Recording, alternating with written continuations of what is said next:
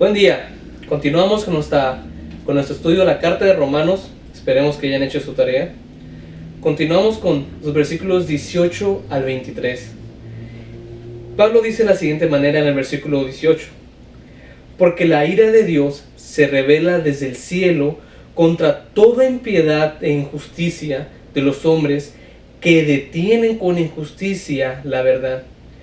Yo les decía que el versículo 18 en adelante esto se iba a poner muy interesante. Y nos empieza a hablar Pablo acerca de la ira de Dios. Pero entonces surge la pregunta: ¿qué es la ira de Dios? Antes de contestar a esa pregunta, comencemos con la primera parte. Recuerden que en la introducción de algún versículo siempre es importante la primera palabra. Esta palabra menciona el por qué la ira de Dios, el por qué es importante. No debemos dejarlo sin mencionar, porque este indica la relación entre el versículo 16 y 17 en relación con el versículo 18. Entonces nos muestra a Dios con ira. Y la pregunta es: ¿qué es esta ira o qué significa esta ira?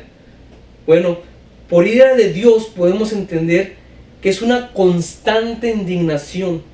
A diferencia de lo que muchas veces nos han hecho creer o hemos creído, que es una ira de Dios donde Él siempre está enojado, o es un arrebato de cólera donde Él se molesta mucho por lo que hemos hecho, porque hemos pecado, y Él intenta hacer una acción en un arranque de coraje. Sin embargo, esta no es la idea que Pablo nos quiere transmitir. Pablo nos habla de una constante indignación. Dios está indignado con el hombre, a diferencia de un arrebato de ira. Las plagas de Egipto, y en el Nuevo Testamento podemos verlo en las copas de ira. En cada paso de la Escritura, cuando habla acerca de la ira de Dios, podemos ver que se manifiesta desde el cielo. Podemos verlo en diferentes pasajes, que la ira de Dios viene desde el cielo, desciende desde los cielos, que descarga de los cielos toda su ira, sobre toda impiedad. ¿Qué podemos entender que es? ¿Qué significa que sea desde los cielos? Bueno, esto tiene un significado de soberanía de Dios. Significa que Dios está sobre todos, sobre todas las personas. No significa algo literal que venga del espacio exterior, que venga del universo, sino que es una muestra de soberanía. Ese Dios que mora en los cielos es quien descarga su ira sobre todos aquellos que cometen impiedad e injusticia. Ahora, la pregunta: ¿qué es impiedad y qué es injusticia? Bueno, la impiedad es la irreverencia a Dios, y la injusticia son los actos desobedientes en contra de los semejantes, en contra de otro ser humano. El rechazo de la justicia de Dios ha llevado a todo hombre, a todo ser humano, a cometer toda clase de injusticia e inmoralidad. El rechazo a la justicia de Dios nos ha llevado a aceptar la mentira. Significa que si no aceptamos la verdad de Dios, por ende tendemos a aceptar la mentira, a aceptar lo malo. El ser humano ha rechazado la verdad, tanto como la escrita, como la palabra de Dios, tanto la verdad encarnada que es Cristo Jesús. Y esto lo podemos ver en pasajes como Juan capítulo 3, versículo 18, Juan capítulo 5, 39 al 40, y Juan 14 al versículo 16. Cuanto más advierte la conciencia, tanto más el pecador se endurece. Otra vez, esto es parte importante. Cuanto más advierte la conciencia, tanto más el pecador se endurece. Ha habido momentos cuando nos damos cuenta, nos dice nuestra conciencia que estamos actuando de una manera incorrecta, y muchas veces en vez de arrepentirnos o darnos cuenta que estamos pecando o haciendo algo malo, nos lleva a decir: híjole, creo que está algo mal. Y algo nos lleva a decir: no pasa nada. Endurece nuestro corazón, endurece nuestros sentimientos, y decidimos rechazar eso y creer que lo que estamos haciendo es algo correcto, permisivo, o un no pasa nada. Eso nos lleva a empezar a sentirnos un poco más o menos sensibles acerca de la situación dada. En el versículo 19, Pablo dice: porque lo que de Dios se conoce les es manifiesto, pues Dios se los ha manifestado, o se los manifestó. Aparte de la revelación especial que les había comentado anteriormente en las clases, la revelación especial, que significa que Dios se ha revelado a sí mismo al pueblo de Israel, a ciertas personas. Dios se ha revelado de una manera especial. Dios se ha hecho conocer y continúa haciéndolo, dándose a conocer por medio de su revelación general, por medio de la naturaleza, la historia y la conciencia. Por lo tanto, podemos entender que Dios no solamente se ha mostrado de una manera especial a las personas. Dios no solamente se muestra de una manera especial a una persona, a su pueblo, sino que Dios, por medio de la naturaleza, por medio de la historia y nuestra conciencia, Dios se sigue revelando. Dios les ha hecho conocer a ellos, a todas las personas que pueden ser conocidos de Él en el terreno, en el ámbito de la creación. Por medio de la creación podemos conocer y podemos entender que existe Dios. Dios el Creador no ha dejado al ser humano en una ignorancia total, sino que personalmente ha dado a conocer todo lo necesario para que el hombre, para que el ser humano pueda conocer la voluntad de Dios y le adore. ¿Qué te quiero decir con esto? Bueno, ¿qué quiere decir Pablo con esto? Es que Dios no solamente se revela de una manera especial a las personas, sino que Dios, por medio de su creación, por medio de todo lo que se ha creado, Él actúa en nuestra conciencia y nos lleva a entender que existe un creador, que existe un ser superior con un propósito de amor, que nos creó con un propósito. Todo esto pudiéramos llegar a entenderlo y a comprenderlo si en un principio no tuviéramos nuestra mente un poco inclinadas a ciertos prejuicios, presuposiciones o ciertas ideas, ciertas formas de pensar en nuestra mente. Si nosotros tuviéramos una conciencia limpia, el simplemente hecho de ver lo que Dios ha creado, los cielos, la tierra, la perfección del ser humano, la perfección de los animales, de la cadena alimenticia, del ámbito, del ambiente perfecto que ha creado para la supervivencia del ser humano, eso nos llevaría a entender que existe un creador, un ser pensante que va más allá de nuestro entendimiento. El versículo 20, Pablo dice: porque las cosas invisibles de Él, su eterno poder y deidad, se hacen claramente visibles desde la creación del mundo, siendo entendidas por medio de las cosas hechas, de modo que no tienen excusa. De nuevo, en este versículo utiliza la palabra ¿por qué? Es nuevamente muy significativa, ya que hace relación entre los versículos. Podemos ver cómo el hecho en el versículo 16 y 17 nos hablaba acerca de la salvación de una manera especial, cómo Dios habla de una manera especial a las personas, y hace una transición del versículo 19 y 20 de esa parte de la revelación especial a una revelación general, diciendo Dios: yo me revelé de una manera especial, pero también de una manera general, por medio de la creación, por medio de la naturaleza. Por lo tanto, no tienen excusa alguna. Que Dios es invisible es algo que se enseña en todas las partes de la Escritura. Podemos ver en Juan 1:18: a Dios nadie le vio jamás. 1 Timoteo 1:17: Rey de los siglos, inmortal, invisible, único y sabio Dios. Hebreos 11:27: como viendo al invisible. Podemos ver a través de la palabra de Dios, a través de las Escrituras, que Dios es invisible. Por lo tanto, no nos debe sorprender lo que Pablo nos está diciendo. Eterno poder. Creemos en un Dios omnipotente. ¿Qué significa omnipotente? Que todo lo puede. Y podemos ver su grande poder a través del Antiguo Testamento sobre la liberación del pueblo de Egipto. Ver cómo Dios utilizó su poder para llevar a su pueblo a través del desierto, en el día con una nube, en la noche con una columna de fuego. Podemos ver el poder de Dios a través de las Escrituras. Por lo tanto, podemos entender que Dios es invisible, podemos entender su eterno poder, y podemos ver que todo esto es visible ¿desde cuándo? Desde el principio del tiempo, desde el principio de la creación del universo. En cuanto a este eterno poder, habla acerca de la omnipotencia de Dios. En cada una de las cosas que Dios hace, podemos ver su eterno poder, que no se limita a nada. A través del Antiguo Testamento hay muchas maneras que podemos ver la mano de Dios obrando a favor de su pueblo y haciendo cosas increíbles que solamente Dios puede hacer. La referencia es más bien a las obras de la creación. No solamente se refiere Hablando del poder de Dios, sí podemos decir todo lo que ha hecho a través del Antiguo Testamento, pero en este versículo específicamente no se refiere al poder de Dios para obrar de esa manera, para sacar a la gente de Egipto. Esos ejemplos de omnipotencia no se refiere a este versículo. Sobre el poder de Dios se refiere a la creación misma, a lo que Dios ya hizo desde el principio, a lo que Dios ha hecho. Por lo tanto dice, no tienen excusa. Todas esas personas saben al respecto del poder de Dios porque hemos visto el universo, porque hemos visto la creación. Una aproximación más cercana al original sería sus cualidades que no se ven claramente. Otra vez, ¿las cualidades de quién? Las cualidades de Dios. Sus cualidades que no se ven claramente. Pero entonces surge una pregunta. ¿No es acaso cierto que los ojos físicos son incapaces de ver las cualidades invisibles de Dios? ¿Cómo es posible ver lo invisible? Muchas personas podrían decir, en este preciso momento se están contradiciendo.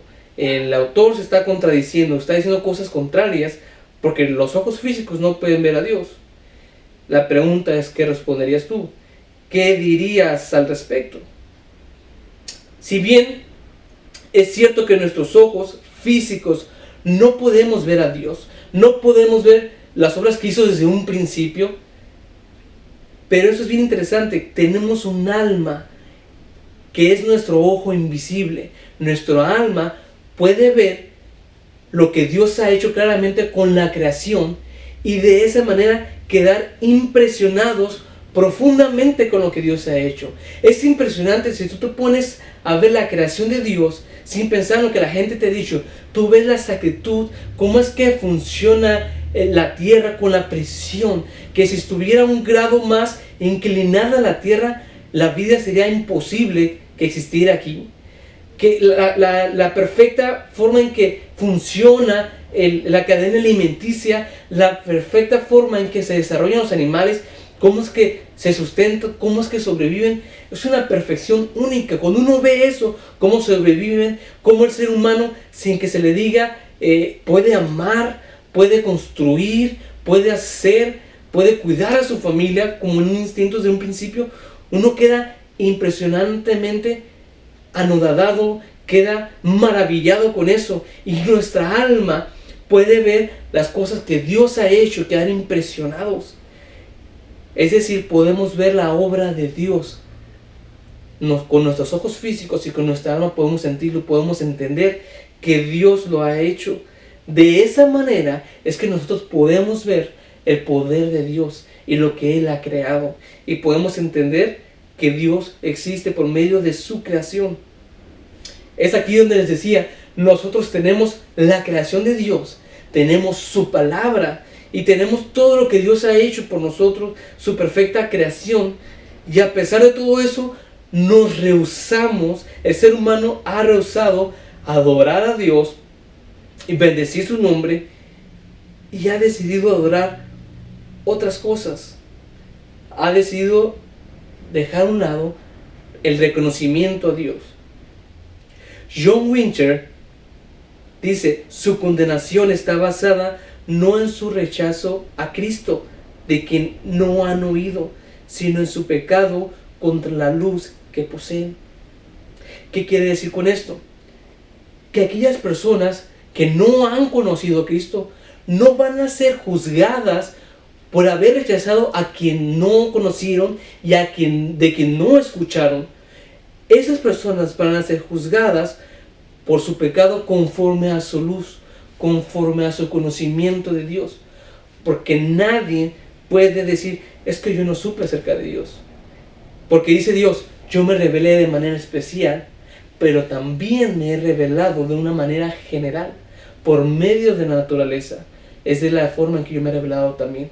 Por lo tanto, no tienen excusa. Nadie tiene excusa. Ellos van a ser juzgados no por haber rechazado a Cristo, porque nunca le conocieron y nunca escucharon de Él probablemente. Sin embargo, van a ser juzgados por la luz que tenían y la han rechazado. El versículo 21 dice de la siguiente manera: pues habiendo conocido a Dios, no le glorificaron como a Dios. Lo que mencionamos en el versículo anterior. Todos han conocido a Dios de una o alguna otra manera. Ni le dieron gracias, sino que se envanecieron en sus razonamientos y su necio corazón fue entenebrecido. Porque aunque conocían a Dios por sus obras en la creación, no le glorificaron, no le reconocieron como Dios, ni le otorgaron el honor y el avance que debían. Pablo está dando fuertemente a aquellas personas, a aquella humanidad en general, que no tiene forma de decir, yo no conocí a Dios, porque como lo hemos dicho anteriormente, Dios se dio a conocer especialmente y de forma general, por lo tanto no tienen excusa. Esto quiere decir Pablo entonces que todos conocieron a Dios de una u otra manera, dice Pablo. Entonces, habiéndolo conocido, no le glorificaron, dice Pablo, le conocieron de alguna u otra manera, todos conocieron a Dios y decidieron rechazarle, decidieron no glorificarle, decidieron no reconocerle y decidieron no otorgarle el honor ni alabanza que le debían de dar. Tampoco le dieron gracias a Dios por las constantes bendiciones que Él les daba, porque a pesar de que no amaron a Dios, a pesar de que no le reconocieron, todos han sido bendecidos de una u otra manera. El simple hecho de amanecer el sol, de que salga el sol, es una bendición. El simplemente hecho de tener vida es una bendición. El simplemente hecho de tener salud es una bendición. Y a pesar de que no reconocieron a Dios y tenían bendiciones, no le dieron gracias a Dios por lo que tenían. La gratitud es algo que no le han dado a Dios. Curiosamente, en vez de buscar a Dios, en vez de alabar a Dios, en buscar darle gracias a Dios por lo que ha hecho, en vez de pensar en un plano vertical, su plano era un plano horizontal. Mantuvieron conversaciones entre ellos mismos, entre la misma humanidad. En vez de entender por medio de la creación que existe un ser superior, empezaron a preguntar y a cuestionar lo que había a su alrededor y a comentarlo con la misma humanidad. Sus corazones estaban carentes de acción de gracias. En vez de estar agradecidos por lo que tenían, buscaban más envanecerse en sus propias formas de pensar, envanecerse en lo que ellos estaban haciendo, más en lo que Dios había hecho por ellos. Tales tinieblas por las que menciona este versículo indican una torpeza mental, desesperanza emocional y depravación espiritual. En otras palabras, estaban envanecidos en sus razonamientos. Pensaban solamente en ellos mismos. Pablo nos dice que todas esas personas, todo ese ser humano, habían decidido alabarse entre ellos mismos y dejar a un lado a Dios. Y de esa manera, su corazón tuvo consecuencias, fue entenebrecido. Comenzaron a tener una torpeza mental que los llevó a una depravación espiritual. El corazón, según Pablo y la escritura en general, es el eje de la rueda de la existencia del hombre. Pablo y la escritura nos dice que el corazón, el centro, lo que mueve nuestro ser, es nuestro corazón, el corazón del ser humano. La fuente principal de todos nuestros pensamientos, de nuestras palabras y nuestros hechos es nuestro corazón. Pablo dice, esta humanidad tomó sus razonamientos y lo puso en primer lugar. Dejó a un lado a Dios, dejó a un lado el razonamiento de Dios, dejó a un lado la sabiduría de Dios, dejaron a un lado buscar la gratitud vertical y comenzaron algo totalmente horizontal. Dejaron a Dios a un lado y comenzaron a hablar entre ellos mismos, a dar sus opiniones, a dar su sabiduría, lo que ellos creían, y comenzaron a crear un momento en el que se desconectaron por completo de Dios. Tomaron sus decisiones y decidieron envanecerse en sus razonamientos, y eso les provocó una torpeza mental y los llevó a una depravación espiritual. El versículo 22 y el versículo 23 dice Pablo, profesando ser sabios, se hicieron necios y cambiaron la gloria de Dios incorruptible en semejanza de la imagen de hombre corruptible, de aves, de cuadrúpedos y de reptiles. Pablo les habla fuertemente a la humanidad. En su momento, como veíamos en un principio, Pablo hablándole a los gentiles, a todas aquellas personas que no eran judías, y les decía, el hombre en su vanidad afirma ser sabio. El hombre afirma ser sabio, afirma tener conocimiento, tener razonamiento. Pero dicha afirmación manifiesta su verdadera condición. En el momento en que el hombre afirma ser sabio, ser inteligente, manifiesta su verdadera condición. Lo que el pasaje literalmente está diciendo es que el hombre, el ser humano, se comenzó a volver estúpido. Esto es lo que dice literalmente el pasaje. Se volvieron estúpidos. El colmo de la estupidez humana es rehusar dar la gloria a Dios. Cuando menciona gloria, Pablo se refiere a la perfección y esplendor absoluto de Dios, la suma total de todos sus maravillosos atributos. Y pensar que la gente realmente deja su fe en la gloria de Dios para cambiarlo por la adoración de los ídolos. Es muy interesante cómo Pablo está diciendo que el ser humano dejó de amar y de adorar a Dios, de buscar la gloria de Dios, de buscar la verdad de Dios, por adorar a la creación, a lo creado. Comenzó a adorar lo que Dios había hecho en vez de adorar al Creador. ¿Cómo es posible que estas mismas personas, que esta misma creación, que este ser humano haya dejado al Creador por lo creado? Después de haber rechazado a Dios, el hombre se entregó a una idolatría y a una corrupción tanto espiritual como moral. Y curiosamente en este versículo, no por nada Pablo menciona en primer lugar al hombre. Es porque primeramente el hombre, antes de adorar a algún otro animal, ninguna otra creación, siempre el hombre tiende a adorar al hombre, a poner al hombre en primer lugar, al razonamiento, a la filosofía, al ser humano en su forma de pensar. Y comienza por eso con el hombre. Después continúa con las aves, los cuadrúpedos, los reptiles. Y esto lo podemos ver a través de la historia, cómo la humanidad ha rechazado a Dios y comienza a crear sus propios ídolos. Ya sean imágenes de animales, ya sean imágenes hechas de madera, ya sean las mismas, el agua, el fuego, los elementos. Y comienza a darle forma a sus propios dioses y a idolatrarlos.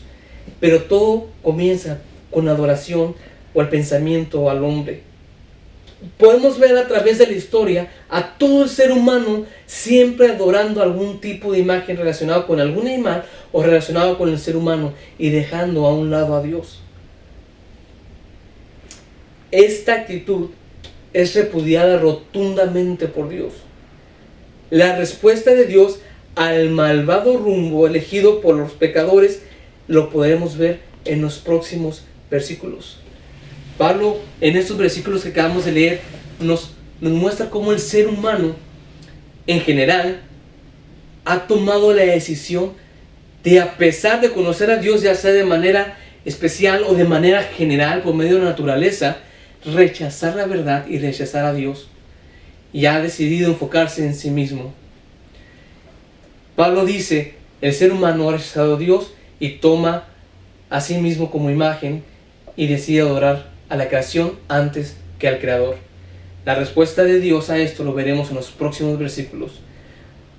Recuerden la tarea, versículos de 24 a 29. Responda a la pregunta: ¿qué fue lo más relevante para usted? Recuérdenos seguir estas clases. Los estaremos publicando los días viernes y los días martes. Cualquier pregunta, cualquier duda, nos mandan un mensaje. Gracias por su tiempo. Dios les bendiga y disfruten su casa con su familia.